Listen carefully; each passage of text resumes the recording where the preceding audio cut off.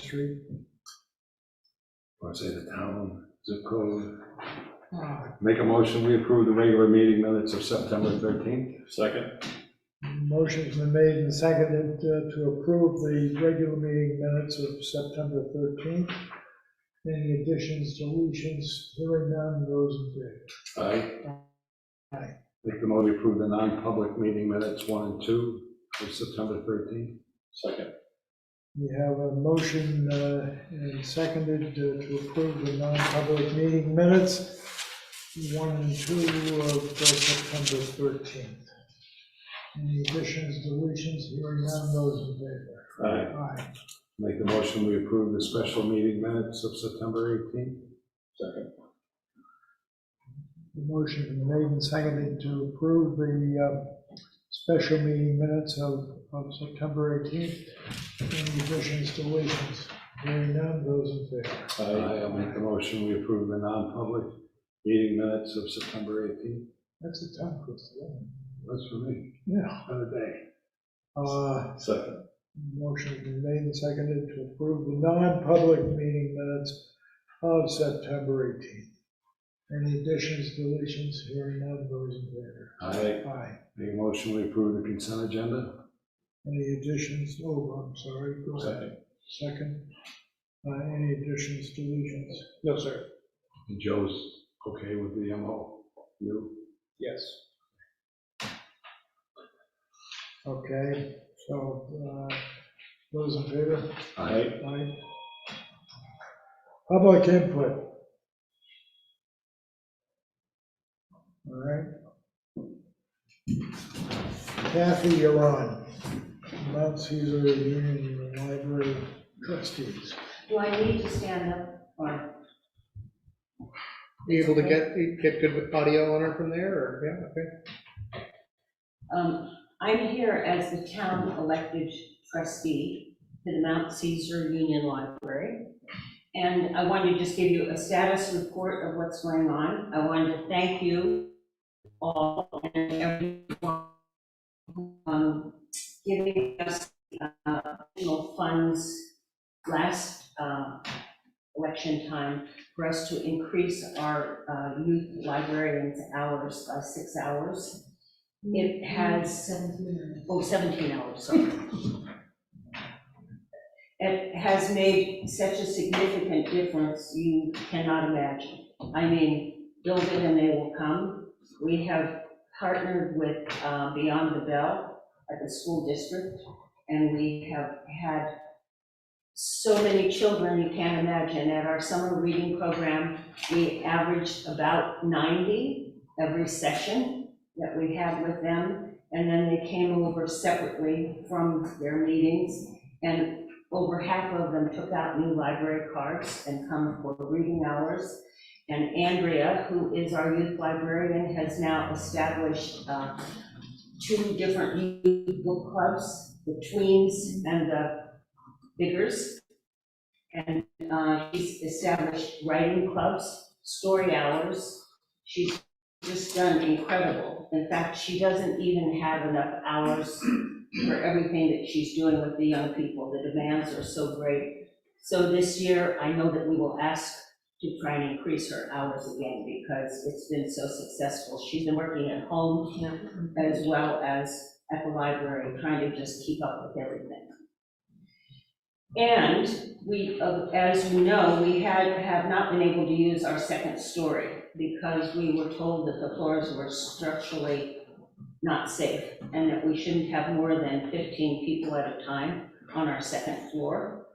And winter coming on, we just felt that we had to start our renovations now so that we could, by spring, start youth programs upstairs. Right now, the other libraries around are working with us as are people in their homes, working for our book groups and things like this. So we figure safety is what it's all about for us.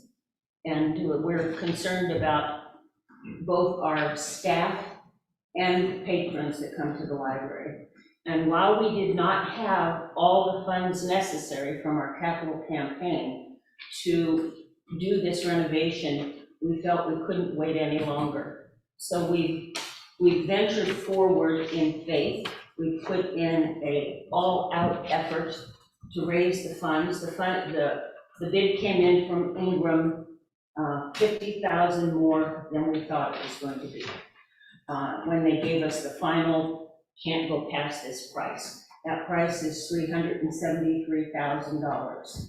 And so we are reinforcing the first floor and the second floor, and we're having to replace the HVAC system. Our HVAC went out last year in the wintertime. As luck would have it, Katie Cassidy, our Sutherland, our architect, had just helped somebody put in a new HVAC system, and they had an old boiler that was still halfway working. So as a temporary measure, it was volunteered to be put into our place, which got us through the winter up to this point. So we now need a complete system, which is what we're putting in. And while the floors are opened up, we're changing the wiring because the wiring is quite antiquated. So really, when all this is over, nobody's going to see great differences, except it's going to be safe for everybody. You're going to walk in and it's going to look almost the same. I mean, it will be painted, there will be new carpeting, but it will look almost the same. We have reached out to everybody we can possibly reach out to, trying to get further grants, et cetera. We still are about 50,000 short. I had hoped that we could ask the town for 100,000. We know that you have 52,000 set aside for us already in the capital expense fund, whatever you call that fund. But I was hoping that we could go to 100,000 this year to meet that shortfall. And so this is what I have to say. It's all about our community, the safety in the community. We don't want to be in the national news by our second floor collapsing with 60 children upstairs watching a movie, or the youth, the activities that the mothers and the kids do jumping around up there. We can't take that chance. So this is a very vital part of our community, and this is what we're all about. We're here not looking for any extras, except we are looking for a little extra money to get us through this. So that's where we are with the Mount Caesar Union Library. Any questions? Anybody want to write us a check? Seen the pictures, Pardon? you've seen the pictures on Facebook. So. And the good news is, here's the really good news. We did not know, with it being an old historic building, 1843, when you open this up, what is going to happen? Are you going to find all sorts of things that have to be done? Fortunately, we have not found anything that's a surprise. There wasn't any issues with termites or rodents or anything like this. They're putting in a vapor barrier on the ground when they put this in, which will help keep down some of the mice that haven't done any damage, significant damage, other than they've left their trail everywhere. So we're moving forward. We meet every week with the contractors. And we thank you for the use of the conference room at Town Hall for doing that, because we are meeting every week with them. And they tell us that we're going to be finished by January 8th. They're going to send us little bills every month, progress payments along the way. And we're prepared to meet some of them, but the final one we're not going to be able to meet without some additional help. So we really need all the support that we can get from you all. So I'm a little confused. My understanding coming in was that we were being asked to allocate 51,000 and change out of the expendable fund. So where would we get the other 50,000? Oh, this is where we're hoping you guys would find it for us. Should we go to the committee that doles out the budget? You're talking about CIPC? That's future looking. So they would be allocating funds, recommending allocation of funds. We know that you have 45 set aside for us for next year in that budget, but we also know that that's not approved until the warrant article is approved in March. So if there was any way of advancing on that for the January payment would be most helpful. Well, we'll have to look to our financial guru to our left and. I'm buying lotto tickets, I'm doing everything I can. Michael would be the one to be able to answer. I don't think we can do what you're asking with regard to the 45,000, but in terms of whether we have $50,000 available. Well, you already have set aside in that fund 52,000 for us. That's What's already been right. in the past, it doesn't have to be approved, that's already there, that should be able to be drawn on. Well, that's what I was saying. So we understand that the expectation is that fund will be drawn down to zero, but it still leaves a $50,000 gap. Right. What you're asking. So be relying on Michael to try to figure that out. But the 45,000, we don't have the funds. I don't believe we do to advance. We don't have the right to do it. But it would be potentially in next year's budget, and it could actually be increased if you pursue that approach with CIPC. Should we meet with them?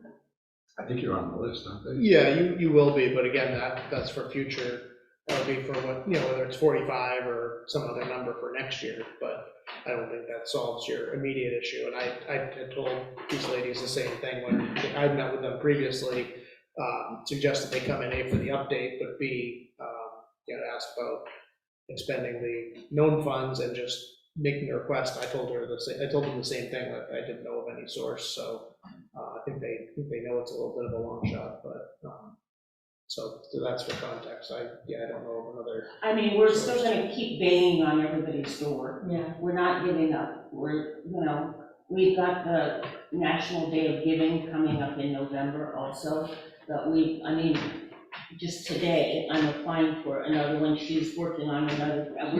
We're going every direction we can, trying to come up with these funds. Well, we have the flexibility to allocate the 51 and change. Yeah. I think it's 52. It's like 51, 20. 51, 872, 81. Okay. I think it got rounded up. Somebody No, took I think it some got out. rounded up to 52. So anyway, we could do the 51.8, which would We'll be, take it. We'll take it. that's the extent of what we have.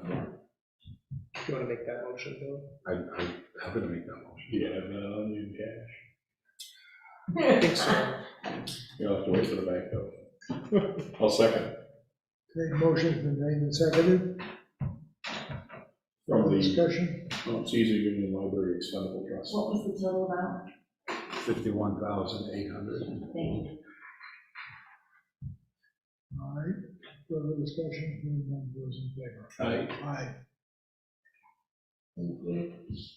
Now, you looking at the 7281 for your project? Oh, just a few dollars more than that. Now, if anybody wants to just chip in and round it off, we accept. It's tax deductible.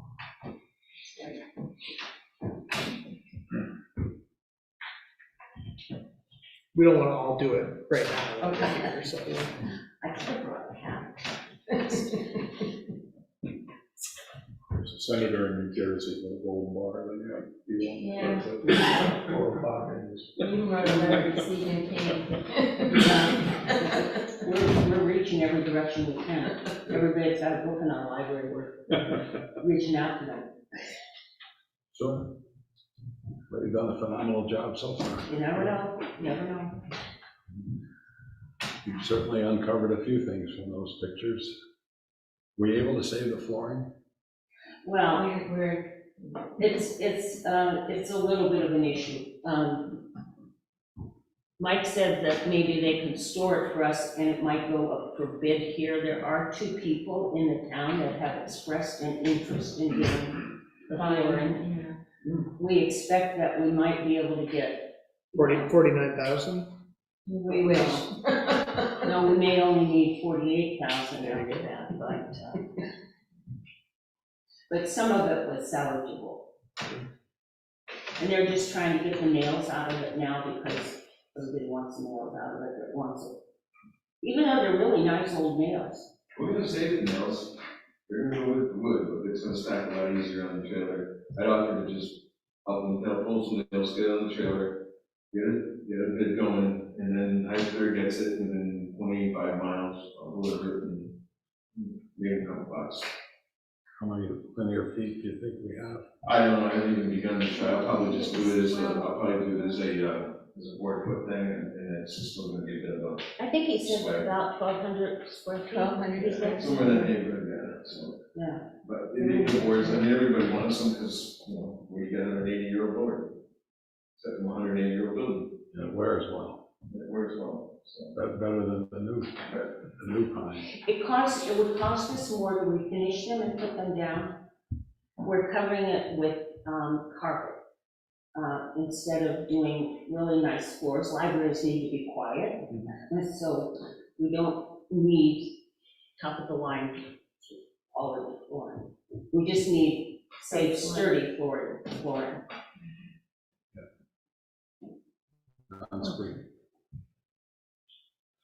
Okay.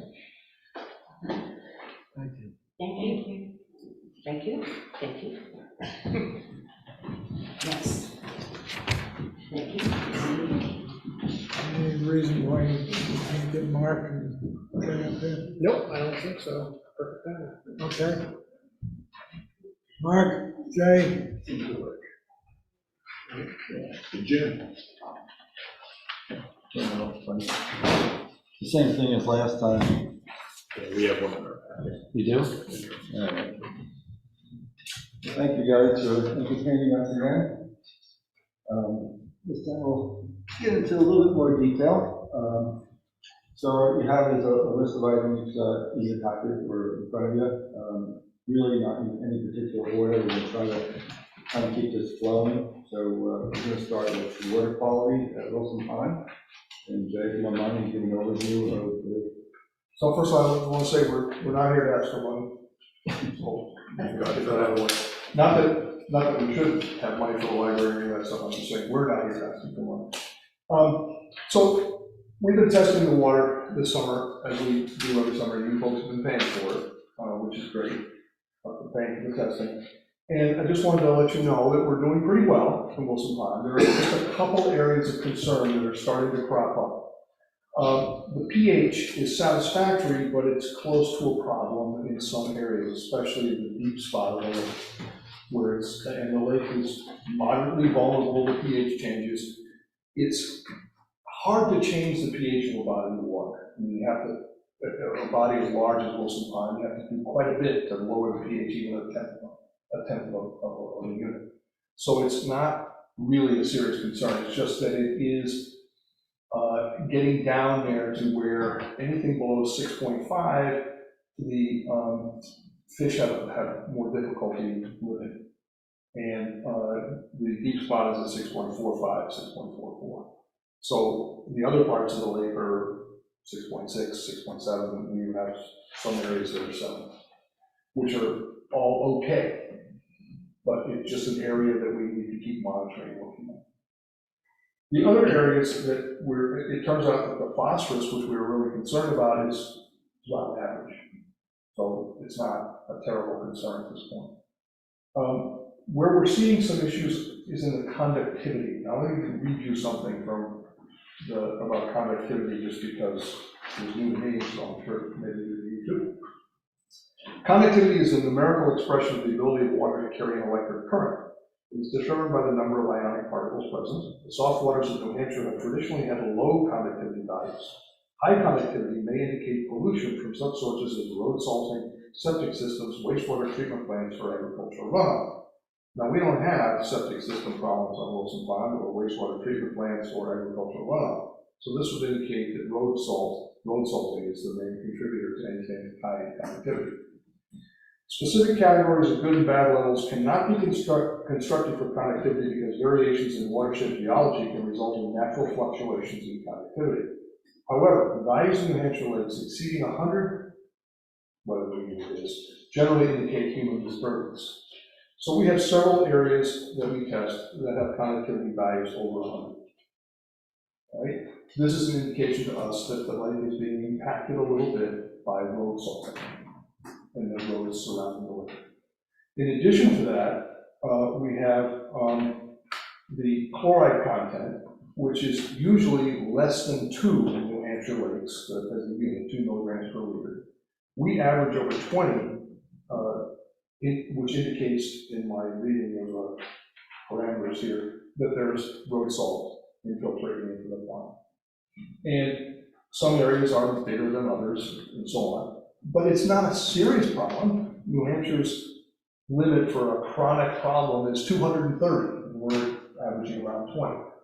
So once again, it's just an indication that we need to be careful about the road salting around the area. I know this issue has been brought up before, and I sent a link to Michael and Joe DeRosa about a conference on different products to use for road salting in the area, and Joe thanked me for the link. I don't know if you plan to really learn from it, but there are other things to use than standard road salting. And what we're suggesting is perhaps we should think about using different products in the roads on the periphery of Wilson Pond. Wilson Pond Road, the Water's Edge Road, and maybe even on Route 10 and Route 12, where there are impacts to I don't know how difficult that is. I don't think it's much more expensive, but it's something that would be more of an issue for the roads department to do. So that's. Have you been to DOT? Because unless I'm mistaken, they take care of 32. Yeah, we haven't gone to the state in any way. If that's what you're talking about. Just curious. I'm just bringing that up as a because we only have limited. We may continue to pursue this as much as we can, Bill, but we want the town to know that this is an informed discussion. We want you to know what is our concern about. And we know that residents from the pond have talked to Joe before about the road salting on Water's Edge and Wilson Pond Road, and he's been reluctant to engage in anything different. So that's what we know. And we'll continue to push, and we just want to raise that as a concern for the water quality on the pond right now. And then with the pH levels, what is the concern with that? Well, if the pH drops too low, then we have problems with the fish surviving in the water. As I said, it's not terrible right now. It's getting to that area at the deep, where we measured the deep portion of the lake, the pH there. That could be simply this summer. It was very close to the cutoff point. It's at 6.45 versus 6.5. Higher pH is good, lower pH is bad. So 6.45 is too low for the 6.5 cutoff. It's more acidic than it should be. But that doesn't mean that fish are dying in Wilson Pond because of it. It simply means that there's, it's getting close to a level where we would have to be concerned. So at this point, I don't think any of us are really concerned about the pH level. We just want to keep monitoring it. That's one of the reasons we do the lake testing. So is this year a benchmark year? Well, we do have last year's data as well. We were testing in the same areas pretty much. And they're similar. The numbers I've seen are similar this year than last. It's the first year that I've been fully involved in it, so I'm not certain how much I should compare last year and this year. I certainly won't use this year as a benchmark. And we are starting to test, we mentioned at the last meeting, we did test at the culvert coming in on Route 12 to see, we can compare that next summer to what we're seeing as the construction out of the Wilson Pond and started, and see if there's any issues that pop up there. So we'll have a baseline for this year. Thank you. Okay. Yes, and just one additional point, only because we talked about, the fish being harmed. So early in the season, we did have a bacterial bloom. It was not cyanobacteria, thank God. And, one of the signs of that was fish dying. So there was probably a 2-3 week period where personally, I probably saw 20 fish come up on my shoreline in that short period, and maybe I see 5 per year on one year. So that was a sign that, it's just, we're just teetering right there, right? But when I talked to the biologist about this, it was a little bit encouraging, because she said that certain species of fish are highly susceptible to temperature in the breeding season. And this was around the breeding season for the fish, and it was very warm, if you remember, in June and so on. And she believed that a lot of this was certain species, because it was mostly one species that were in the breeding cycle, and they were very sensitive to the higher temperature of the water, and therefore that's a seasonal thing or once in a while thing that happens. Like, it's not a serious problem long term.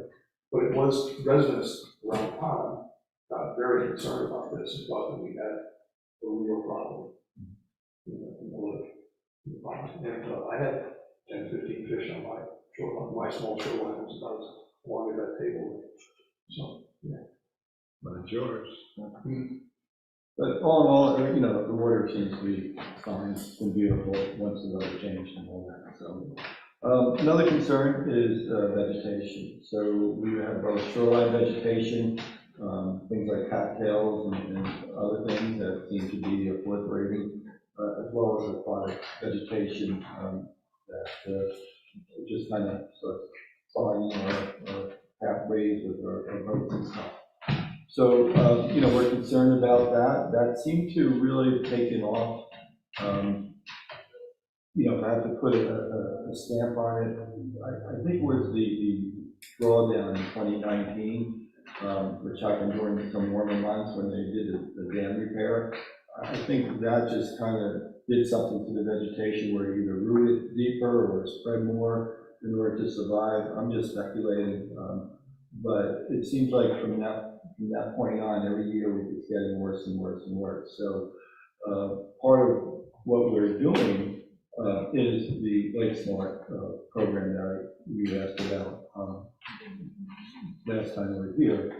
So let me just read this, and I'll give this to you. Lake Smart is a free, non-regulatory, and voluntary education and recognition program. The goal is to encourage property owners to maintain their homes and properties in ways that protect lake water quality, wildlife habitat, and property values. So it's a non-binding program. It's totally, elective. I kind of jumped and took the lead and actually had my property already reviewed. I got my lake-friendly living report and some things that I agreed to do on my property to help with runoff and things like that. The official New Hampshire Lake Committee is no longer doing inspections this year, with one exception that I managed to negotiate. So as of today, we have 11 additional properties that will get inspected on October 12th by New Hampshire Lakes. And the phone call I got while I was sitting here is probably 12, and that's our limit. So, so we're able to, when they were at my property, negotiate this to really get a jump start, right? So next spring, hopefully we'll have, many more of these properties inspected. It's encouraging, when people, take initiatives and willing to, have somebody come and look at the property and make recommendations to me. I think that kind of tells us about our community and the character of the pond we wish to maintain. We also recognize that the Lake Smart program itself really will help to better position us for a water management program and associated grant down the road. So that's part of what we're doing, why we're doing this. So I don't know to all the details, but it's my understanding from the Swanzey Lake Preservation Association, the people I know and communicate with there, that the town was somewhat involved in their program and in getting a grant for that. And we would just hope to do the same probably within the next year or two. We're going to try to accelerate it as much as possible, but that's our thinking. The water level on Wilson Pond, so the dam is, managed by, I guess, I'm going to just say Joe Russo and whoever does it. And, Joe and I, we converse back and forth quite a bit. So just where we're at now is we're at 5.5 boards, okay? Over the couple of years that I've been doing this, we counted 6 boards, in my opinion, were too high when we got a significant amount of rain in properties, flood quicker. 5 boards is too low. We have a couple of properties on the lake that when the water is too low, they can't navigate their boats out of their docks. It's just too shallow for them, right? And, people have built their docks and purchased their boats based on historic levels. So we need to maintain those historic levels as much as we can. So 5.5 boards, and some that I recommended to Joe, and we actually did it this year. It's wonderful. It's been great. It gives us that 3 inches, gives us that much more of a buffer for the heavy rains, and it's been working real well in my opinion. Okay. We did weather all that rain we got early in the season, and the big catastrophic rain event with 6 boards in. Okay, and we were fine. Okay, yes, our water was high. The one board was finally removed 2 days after that catastrophic event, which is probably perfect timing. So I commend Joe on that. Because, the Otter Brook Dam was releasing full amounts of water. I get on the Army Corps of Engineers site, I can see that, as anybody else can. So it worked out well. I wasn't happy when the second board was removed, because it became a struggle to get the water back up, okay? So we just have to be sensitive that we're trying to maintain the water at a reasonable level for people to, recreate and navigate their boats in and out. The point I would make is I have not got a single complaint about high water level this year. I did get complaints about it as well, which you wouldn't think this would be the year where that would be the case. But yeah, look, when it rains a lot, people expect it to be up. So anyway, I just wanted to kind of mention that and make that point. Upper Wilson Pond dam construction, like you've heard my position on this, people are concerned about what might get released from that dam. We really fully believe it's pretty contaminated behind it. Also, the construction debris itself, right? I don't know, what they're going to be doing and what might flow into Wilson Pond. So all I can ask is that you guys do the best to mitigate anything, or force the contractor to do as much as possible. Also, the timing is a concern, right? It's probably a multi-month project, 3-4 months. I'm not even sure. Yeah, that's a fair estimate. Yeah. So from May to October is when we use the water. So that would be our concerns. So, my understanding is it should have no impact on our water level. We're just going to wrap the water around it, and the flow, wherever the flow is, will continue. So, just want to mention that some of the concerns from people on the pond are coming from the fact they don't really understand what's going on in the project. And one of the things that might help is once the contractor has developed the plans and is all set to go, could be some sort of public information meeting where people could be invited to ask questions and figure it out. Because I think we've been told, I understand the plans are there to maintain the flow exactly as it is right now. The water's going to go around the dam and around the construction and come on down. The only concern is what's in that water, in terms of whether it's down to the water. But other people don't quite have that understanding of the project. And it might be nice, in terms of public relations, for there to be some sort of forum where people want to ask questions. Not you guys, but the developer. And we have means of communicating to a large group of people, so, you know, even if it's not a two-way street, we can just, you know, keep people informed, right? So, would be really ideal is you have the existing dam there now, if the new dam can be built literally right in front of it, that would be wonderful. So I don't know what the techniques are and all that, but that's where my thinking goes, so. Off-schedule water testing, so while Swanzey Lake was shut down, people were curious, they were calling the town to see if Swanzey Lake is safe for swimming. We don't know. Okay, the water testing that we do once a month, during 1 month, it's not going to tell us whether it's safe for swimming, right? E. coli might exist there and might not exist there, right? I can tell you it was safe on September 11th. So I think the best line to give to anybody who is calling to say is Wilson Pond safe for swimming is Wilson Pond does not have a public beach. It's probably the best answer you can get unless you're going to test there. So that would be what I would suggest, right? Our understanding is that the town doesn't want to call it a beach because if you call it a beach, then we're encouraging swimming and might have to provide a lifeguard. So it's not a beach, it's a boat launch. But town documents refer to it as a beach. The master plan does, a couple other things. And we got to be careful about that because we don't want to call it a beach because then the town assumes liability for that. So if people want, it says, there's a sign there that says, no swimming. A lot of other no's that people violate all the time. So we don't want to get into a position where we have to supervise that. We certainly don't want to. I don't think the town does either, wants to supervise the boat.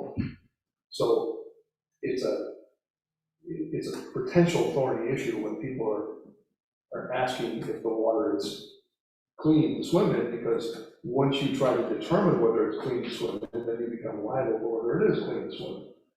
So just putting all that on the table there, I don't think anyone wants to really get into testing every day to prove that it's safe, especially since we're not trying to encourage swimming. I mean, look, people need to recreate, you know, we're indifferent, it's tolerated, but you know, somebody has to, you know, decide what's the cutoff, right, what's tolerated there. So that kind of takes me into the ninth item I have on there, which is the shoreline erosion at the boat launch, okay? Somebody said to me that, you know, that shoreline is eroding because the water is high. It's not eroding because the water is high. It's eroding because we have a lot of people going up and down those banks swimming, right? There's some places where it's really carved out. So what I would recommend here, and just from my thinking, is put some good-sized rocks along that shoreline to keep it from eroding, keep people from going up and down it, at least in that area. You know, 10, 12-inch boulders and just stack them up like a lot of people do on their property to prevent the erosion, right? And then backfill those areas that are really severe. That would be one solution that I would think could work. Right? That's just me. I never like to present a problem without at least having some idea what a solution might be for it. So, but that's something that maybe the town should consider. Some of it is getting pretty close to that guardrail that's there. So, I'm a little dry. Jay, you want to talk about some of the cleanup? Yeah, so just so you know, we have a program where we ask residents to volunteer to pick up the boat launch area once a week on Sundays. On Sundays, people sign up for a slot during the summer months to go down there and pick up the boat launch. And we worked out a nice system. We've got little we got the blue bags, and we put the trash in that, and Joe's supposed to pick them up, and usually does, on Monday. And it's working wonderfully well. And most of the time, when we go down there and pick up, there's not a whole bunch of stuff, because we've been picking it up every week. And it encourages people to pick up after themselves, because they don't see a trash beach, a trash boat launch area, and so they don't have it. It sticks out if they drop something. One Sunday I picked up 3 dirty diapers, but, you know, other than that, most of the trash has been under control. Not safe for swimming if they're not there. Yeah. Left on the shoreline. But I guess that's, we just want to tell you that that program is working very well. And it's one thing we do as an association, is to organize that cleanup. And it's not only us. We had some concerns about some trash that was on the edge of the Nantucket property on the dead end road. I forget what it is now. Page Court. And my wife called Nantucket and explained to them what was going on, and the problem has disappeared. It was a bunch of, I believe, underage drinkers going down in the Page Court and drinking the word. You go by after a weekend, there'll be 20 plus cans. They're not there anymore, and they're picked up, and Nantucket has been taking good care of the property as well as our folks there. We also have some residents who do some of their own cleanup. One of the residents mows the area between the road and Wilson Pond, north of the dam up to his property. He also picks up the trash there too. So we want to just let you know about this, and we're taking responsibility for the overall appearance of the public areas. Also, Nanotech actually cleans around the pond, I think at least once a year, and possibly twice a year. You might see, several groups of people out with their bags just picking stuff up. I've seen them go down Lake Street. I pulled down my driveway one day. I said, can I ask what you're doing? I was like, happy, right? Because you can only imagine it gets thrown against the fence there, right? Just had a nice conversation with, I think it was the owner who I was speaking with. So they're very appreciative of what they do.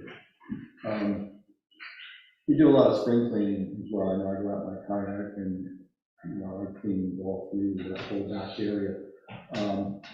And typically I get 2 good-sized bags of garbage out, and that's what I've been getting out historically during spring, right? This year there was only 1. And I think the reason for that is that the ice fishing derby was canceled. I'm thinking people are throwing their garbage into those holes as they're drinking their buds and doing whatever they're doing, but I have 1 bag left this year. I'll let you know next year. Okay. So the last thing on there is Monadnock Chopper. And Mike, I appreciate the fact that you brought that up to David at the end of this Selectmen meeting. I wasn't here. You had escaped, but we had the opportunity of his presence. I did, and I used that opportunity to put a call into him, and I did receive a call back. Part of the issue was that people feel like they were not getting the call back, right? So David and I had a nice conversation. We had shared each other's contact information.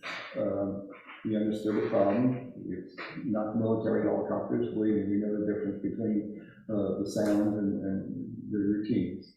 And he said that he would, reach out to Kevin and, deal with it.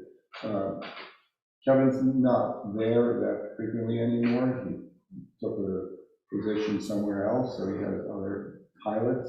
So David thought maybe the word just didn't get down. Yeah, he mentioned he thought some of it might have been a new trainer or something. So you created an opportunity, and I took it. So hopefully that's word under the bridge. For what it's worth, the other day I saw helicopter doing its thing on the other side of the runway from Wilson Pond. Thank you. So this is just our, I don't know, I thought this would be a good thing to do. I didn't think it would take this long. But maybe do at least once a year, just to kind of update you guys on what we're thinking, what we see, where our experiences are. Just one Wilson Pond always be fresh in your mind, so. And Would you be willing to follow up with regard to the vegetation and the review that the group is doing on the 12th to create some understanding as to how that could be better controlled? Yeah, that's more about the runoff into the pond, the October 12th. Oh, okay. It's about individual properties and controlling the water, the one runs into the pond from the property. So, you know, people planting vegetation rather than having open grass by the bank, things like that, putting ways to mitigate stormwater runoff from the streets, things like that. But we can ask the question of the biologists when they're here about what they think we should be doing about the vegetation. We've been asking those questions every chance we get, and we'll continue to do that. Yeah, I think next year, we are on, it's a 2-year cycle, so I think next year we will have a biologist come out during the summer. And we've set our time also, so she would be out, at least for one of our water testing. So the time is actually pretty good, so, yeah. The biologist comes once a year and does things that we don't do, like dissolved oxygen tests and so on. As long as they come and dissolved oxygen, we really do it more often than we do this once a year. Well, we used to, I lived in the Berkshires, and there's a lake there that was as fine as any lake we have in New Hampshire in terms of property values and all of that. And now it's all milfoil. And they actually harvest the milfoil on a bi-weekly, or I'm sorry, twice a week. They have a, whatever they call it, thresher or something that comes through. So that's why I'm just curious. I know it's not milfoil, but the cattails before they get out of control. It's the water lilies and the pond lilies and the it's called bioshield or something. Water like that. shield. Water shield. They're broadleaf plants that sit on the surface and they call for peppers and they also provide habitat for fish. So there's a balance. So in closing, I guess to see about if you guys want to, come out and take a little cruise around Wilson Pond or whatever. Next week's supposed to probably be our Indian summer, so Careful. it'll be wonderful. Careful. Huh? Careful.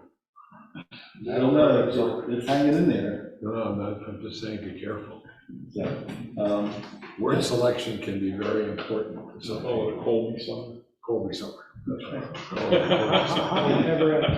Well, Mark's also going to take his boat out of the water pretty soon, so if you want to take him next week would be a good week. And just coordinate it with Mike, probably around. I'll bring a paddleboard for Bill. I'll show you my core strength. Well, I know Anna's carried her paddleboard. She'll be out tomorrow. Yeah, okay. Yeah, beyond when I take the boat out, you're limited to kayaks. The vote would be preferable. Thank you very much. Thank you, guys. Thank you, guys. Appreciate the work.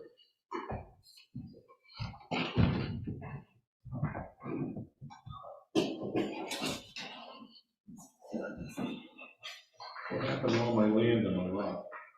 You must have gained some, didn't you?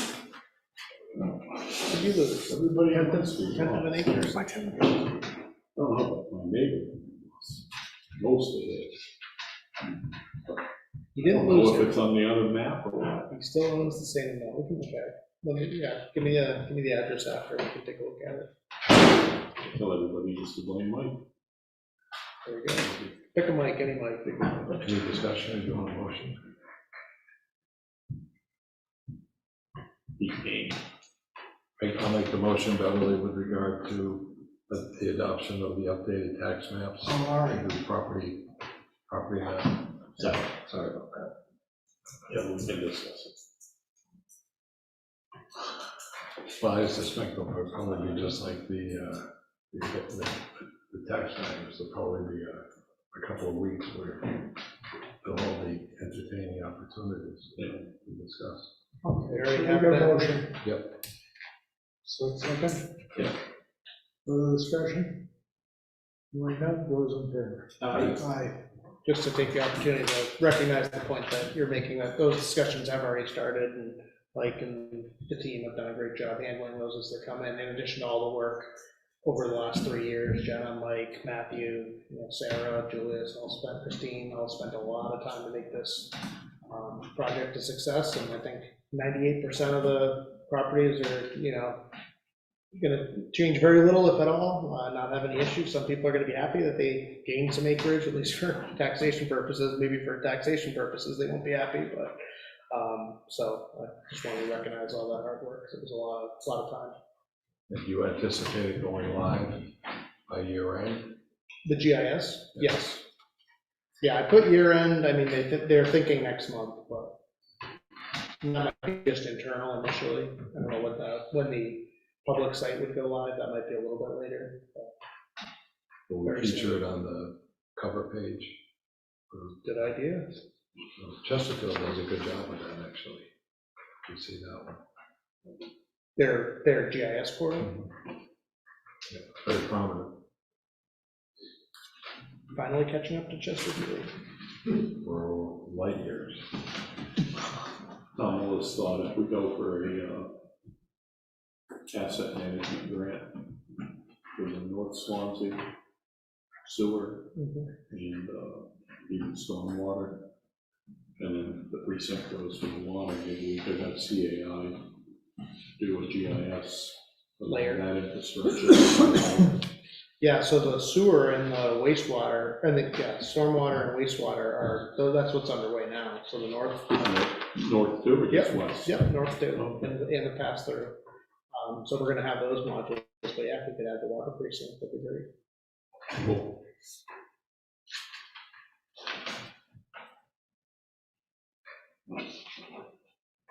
All right, any questions about the July expenditure and revenue report? Seems like we're on track. I think we're gonna find 50,000. I didn't see it, no. All Is right, August gonna show a lot of money out for the roads and? I have to check with, I think, yes, some was July, some was August. I don't know if because I didn't see it in there. I think, I know she was posting it towards like an emergency management line, but I would think it should show up there, so I'll check on that, but I can get a breakdown otherwise if not. all right, Christian Hill Bridge Engineering Agreement. Yeah, so we have an updated agreement with Hoyle Tanner. The good news is the federal government through the state is funding the full share of construction. The bad news is that higher level of, I'll say, requirements requires a little more engineering, and it's been a few years that the process has been going on. So basically our total cost towards the project is going to be 20% of the engineering phase, but that engineering phase is going to be a little more than it was previously. So looking for an additional $93,652, of which the town share is just under $19,000. Okay. Goldenrod Bridge. We're going to make that vote on that first, right? I'll make that motion with regard to Michael's comments. Second. Motion's been made and seconded. Those in favor? Aye. Aye. You were saying. Yeah. Goldenrod Grange. It looked good there today. Exit lights. For exit sign. Lights. You happy? Nothing sparking? And it's awesome. Get that in a minute. He said it's awesome. Continued mild safety improvements, but it was really kind of prompted, at least initially, when one of the grounds was damaged, and just kind of another laundry list while we were going in there to take care of that, adding a few some of the outlets and different things. So we're looking for $4,000 from the Goldenrod Grange Hall Capital Reserve Fund for that. I'll make that motion. Second. Motion made and seconded. Those in favor? Aye. October. meeting schedule? I think the, every other week is gonna be going bye-bye, but, with budget season, but I'm suggesting we not meet on the 4th, and then we'll be getting into the heart of the budget appointments. In agreement? Okay, Consensus? yeah, consensus. Fire station construction management firm selection. So I'd asked Mike to join us for this discussion since, hey, this was his field for many years, construction, and he's been helping on the selection process and then the discussions with DEW. So we received 2 timely submissions to the request for qualifications from DEW and Hutter Construction. We interviewed both of them. Either of them, I think, would do a great job building the project.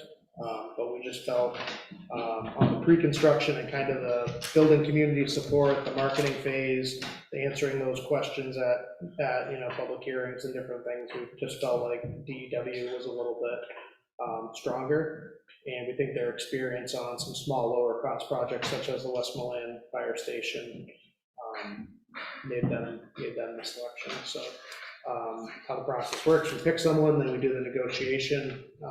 They provided their initial proposal like right before our last meeting. We wanted some time to digest that and discuss it, which we did. We had a meeting with them last week. So I'll maybe pause and let Mike jump in. Yeah, so we questioned the price of the whole thing, because it seemed awfully high. As a percentage of the overall cost, probably not so much, but it's still quite a bit high. So we went through the process with them, and they knocked it down a little bit, which we appreciate. If they do their job right, which I have every confidence they will, they should save that money. They should actually save us that many times over. It's the whole point of this.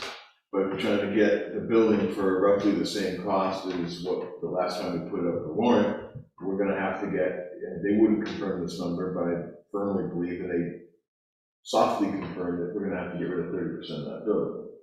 And we can't just get rid of 30%, we have to get 30% of everything equally. So if I had 3 toilets, it's only gonna have 2, and so on and so forth. We can't just take off the conference room and pay, that's not gonna be 30%. And then we're gonna look at different materials and different building methods and the rest of it, but hopefully just smaller will help with it. The question is gonna be, working with the fire department, everybody will 30% goes. But if we want same price, we have to get a different building. That's just no great surprise to any adult, I don't think. Sure isn't. My God. Poor guy, forever. But there are other places to save too, like the drive-throughs, bays and things like that. Well, yeah, I don't. Maybe not with a mezzanine. Yeah, we need, right, 100%. I mean, I think it's up, I'm not even talking about specifics, so everything's in a good place. Honestly, that's what we really gotta go through is, and I kind of went through it already, and I don't mind if Michael just go, okay, this, move this over, chuck this, then mezzanine out, mezzanine is just in the left. But that mezzanine square footage, if it's 5% or whatever it is, probably not saving 5% off the cost. Absolutely not. Whatever you cut is only at best, saving half. We learned that before. It's a rule in construction. When you're doing the value assessments, again, I don't think it's a huge surprise to anybody. We've dealt with that in this actual project more than once. We cut it in half. But we didn't save 50%. We saved about 25%, and that's kind of how it works, unfortunately. Because there's some basic costs that are just the basic costs. But I have every confidence that we can work with them. The thing I like best about the conversation, unlike a lot of the people I have to deal with every day, is we can have very real earnest conversations. They even get a little bit heated, but you can at least talk about the real nuts and bolts of it. That's really important in a case like this. You've got to be able to speak that way to each other and get things done. You can't get about feelings and that stuff. We're trying to build a building, we're trying to build it with X number of dollars, which is great. It's good to do with the people who've been there and have to be able to do that. It's a lot of money now, but it's going to yield us the best possible result of that, I'm confident, and have people that help justify it and rationalize it. Okay, All right, I'll make the motion, Beverly, to authorize the expenditure of up to $21,500 from the Investment New Hampshire per unit grant. And authorize the town administrator to sign the contract documents. Second. motion made and seconded. Those in favor? Aye. Aye. Thank you guys, appreciate it. Good job, Michael. And I appreciate the kind words on GIS for Michael. It really looks like a very cool project, so far so good.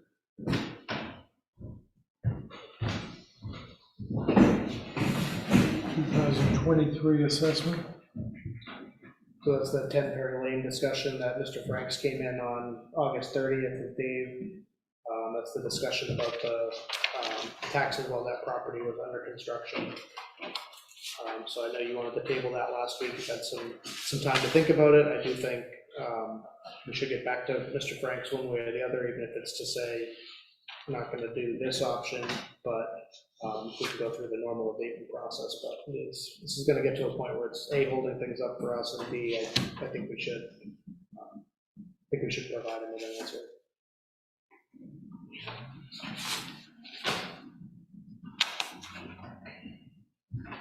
I think over the lifetime of the project, we're gonna lose so much money, it's not even funny, so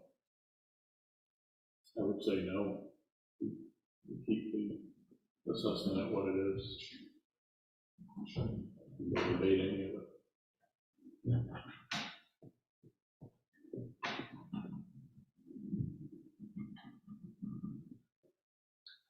So therefore, regardless of what the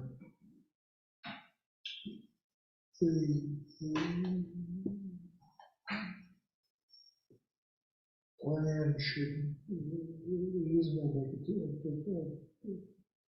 make a difference. Well, this low income tax credit thing that the state voted on, is a great idea. Except unfortunately, the Monadnock Regional School District and the town of Swanzey have to pay for it. So. Yeah. So therefore,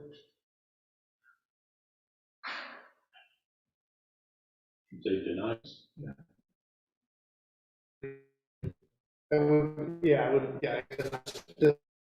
I'd leave it in Dave's hands, because I know he had provided some separate data that he wanted Dave to review, and I had Dave hold off on that, because I want, if you're gonna make this adjustment, the value and the percentage done, all that was kind of irrelevant, so I would ask that you leave that open for Dave to continue to review that. Obviously, if it's under construction, the value might be different. I don't know if Dave factored that in. Yeah, he did, but, whether it was 50%, 40%, 60%, so. Understood. Lower Winchester Street. Point of order, please, Mr. Chairman. I was recused from that. You did recuse yourself. So, the order of the board is to deny the request. Is that correct? That's what I I just want understood. to understand. Thank you. So I do want to ask just a question, just for clarification, not involving the vote or anything. So this leaves the door open for Dave That's what I had asked for, yes. Was for Dave to still have the opportunity. prior to going to the appeal board, he'd have an opportunity to intervene. Correct. Okay. Lower Winchester Street. As you know, the city and their engineers were here at your last meeting. They provided a few different options. Subsequently, we did get confirmation from NHDOT that Swanzey would be responsible for our 20% of the improvements within Swanzey. So if you get the higher cost options, that's starting to get to be a pretty cost for us. So for me, and I don't know what the board's thoughts are, but I think the roundabout had probably limited benefits anyway. That cost, I think they're outweighed by the cost. So the staff was supportive, so I met with the department heads, and they were fine. They like the idea of having the shared turning lane. So they like the idea of trying to have a three-lane option. They said it's 2-lane. It's really like 3 in a lot of it right now. So I think they could do that for less than, they gave a $2 million estimate, which is like probably adding out So I guess I would be looking for it, since the board has thoughts, that'd be great also, but, that we move forward with no roundabout and with sidewalks, and ideally 3 lanes, we can incorporate it more or less within the existing footprint. If it starts to get to that $2 million range, we might want to, see how valuable we think that shared turn lane is, but those were my thoughts, our thoughts. Very popular, summed it up pretty well too. Yep. What's there works. Yep. And it will provide a break for all those break turn people coming out of Lucinda Terrace and everything else. They might not have otherwise. Thank you.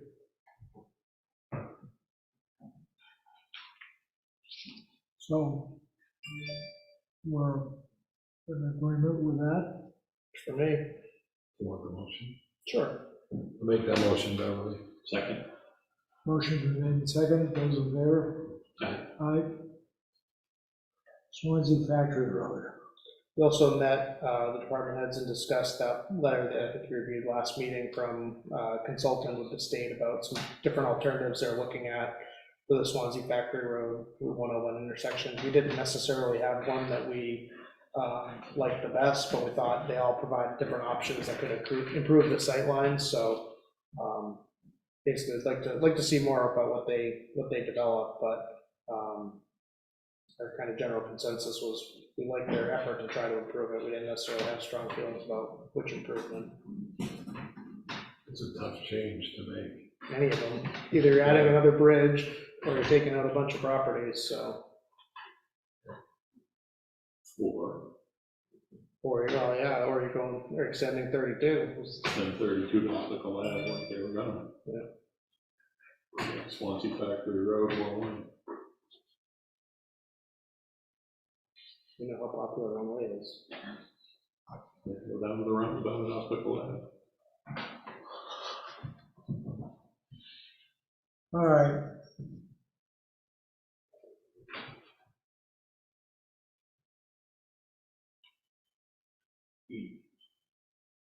What's that? Covered bridges. So as we've discussed frequently, legislation does not currently allow cameras monitoring covered bridges, and Representative Faulkner had a chance social encounter with him at a rail trail meeting, and he said, oh, it's the week we have to file legislation. I said, oh, boy, am I glad to see you. So he was able to file legislation, which we then shared with our other reps and Senator Fenton and the Municipal Association. So the legislation is in the pipeline, so we'll have our day in Concord for a hearing, fighting with the ACLU about privacy concerns probably. But we got the legislation filed, so we're following through on the process. Everyone, I'll let you know when the hearing is, so we can break up the suits and carpool. And Did Jennifer join in? I haven't heard from her, but I had spoken to her, and everything, so I had too, so I believe she was gonna be supportive as well. And kind of coincidentally, I think Chief Joe had heard from another chief in Lien, New Hampshire, where they had a really significant, like $750,000 worth of damage. So I emailed that chief and said, hey, can we join our coalition? So I haven't heard back yet, but Chief Joe's gonna reach out to him too, so. We are working on it. Administrative update. So we had some exciting news in addition to the tax map update today. We closed, I don't know if you consider it closed, we almost closed, on 110 Pine Street. So we did a walkthrough. It's in about the condition we expected. But I need an additional $24.29 for some closing costs, title insurance, and things of that like that I hadn't factored in previously. So I'd be looking for an additional 1,000. You don't have this, Beverly? No, just came up 3 o'clock today, so good timing. We had a meeting tonight. So 1,000, Yeah. 24, 1,000, 24, 24, and 29 cents. oh, 21 cents, 9. 21, 29. oh, 29, oh, sorry. And this is for, 110 Pine Street what about it? for additional closing costs. For, Purchasing 110 Pine Street. oh, for purchasing. $1,024.29? It was closing costs that hadn't been anticipated. Oh, closing. What had been Okay, allocated now I know as what the you're purchase talking about. price. Got it. Looking this up. You think it was on the library trust fund? No. I'll make that motion. Quick.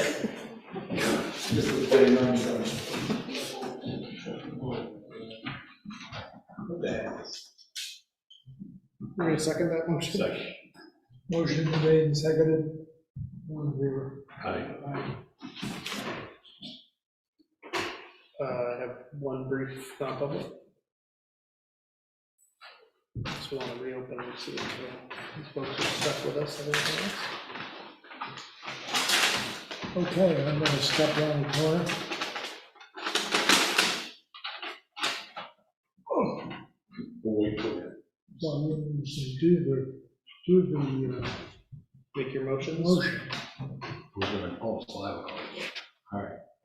I'll make a motion, we go into that non-public under A. Okay, Yep. second? Okay, motion made and seconded to go into non-public under A. Colby. Aye. Walker. Jaredzinski. Aye. Thank you, Aye. guys. Good, quick. Yeah, did you get to say intro? Is that what you-